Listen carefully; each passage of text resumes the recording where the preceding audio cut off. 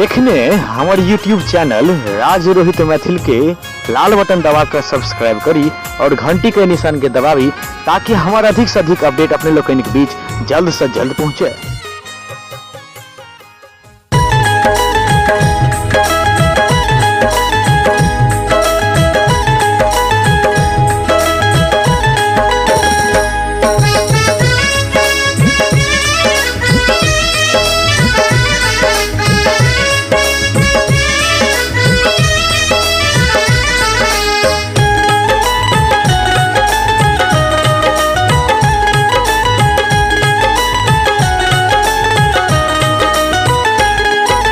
गोर गोर गल पर कारी हो जतिलिए, गोर गोर गल पर कारी हो जतिलिए।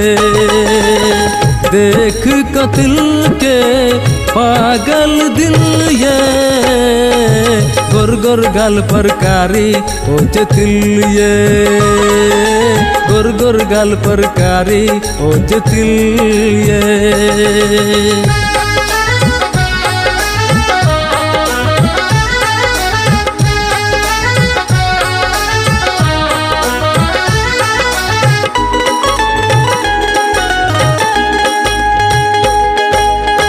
काची कलीजे काछी आहा सुकुमार, आहा के देखी तो होई बेकरार।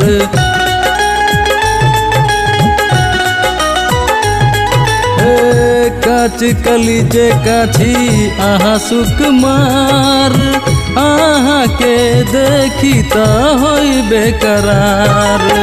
अब अही कोनो जतन करू, किछ करू एहन जे मोन भरू।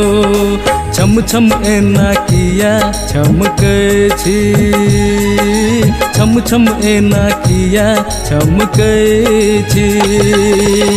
मोन उड़ल भेल पागल दिल ये, गोर गोर गल पर कारी हो जतिलिए, गोर गोर गल पर कारी हो जतिलिए।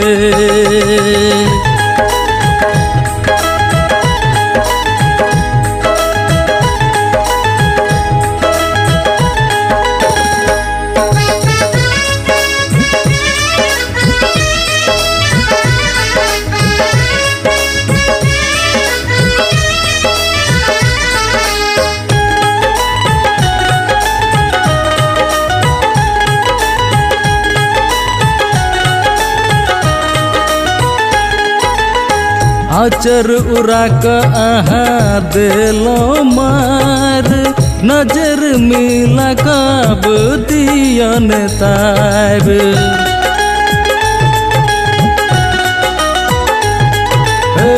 आचर उड़ा क आहा देलो मार, नजर मिला कब दियन तार।